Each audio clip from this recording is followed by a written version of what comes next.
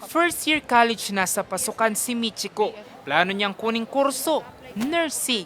Dahil mabigat sa bulsa ang matrikula, hanap niya'y trabaho ngayong bakasyon.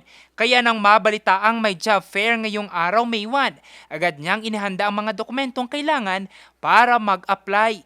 Isa siya sa libu-libong job hunters na aming naabutan sa SM City Baguio kanina. Sa ngayon po kasi, ako po kasi nagpaparal sa sarili ko, kaya po nag-grab po ako ng chance para po makapag-part-time. Sana po matanggap po sa work po. Kabado man, kumpiyansa siyang humarap sa mga employer.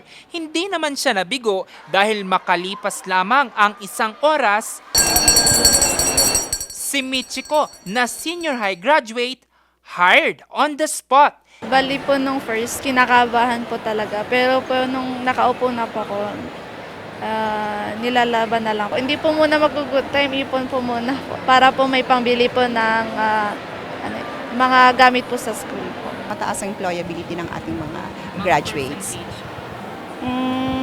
Because again, kailangan aligned doon sa hinahanap na skills ng ating mga employers. So depende din sa need ng ating mga employers. So ito yung skills ng ating mga senior high school students, kung aligned ba yan sa hinahanap ng ating mga employers. So magsiswap.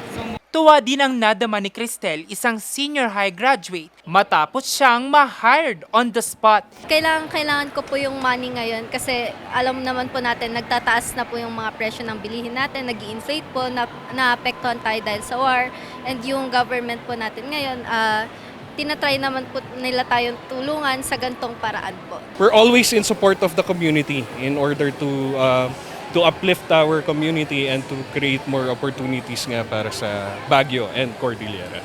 Ang nasabing job fair ay parte ng selebrasyon ng 124th Labor Day sa bansa.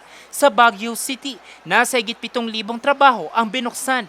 Grab this opportunity. It may open and unfold opportunities patungo po sa career path na gusto niyong tahakin.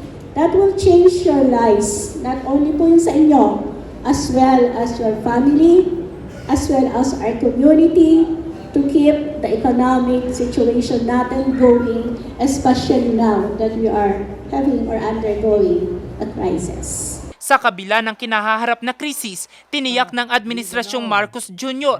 ang proteksyon sa dignidad ng bawat manggagawang Pilipino, karagdagang oportunidad sa disenteng trabaho at iba pa. Hindi po kami tumitigil sa paghahanap ng mga paraan upang dumami pa ang trabaho, ang kabuhayan at ang mga oportunidad para sa ating lahat. Bukod sa trabaho, nakatuon ngayon ang Department of Labor and Employment sa pagbibigay ng tulong at oportunidad sa sektor ng transportasyon at agrikultura.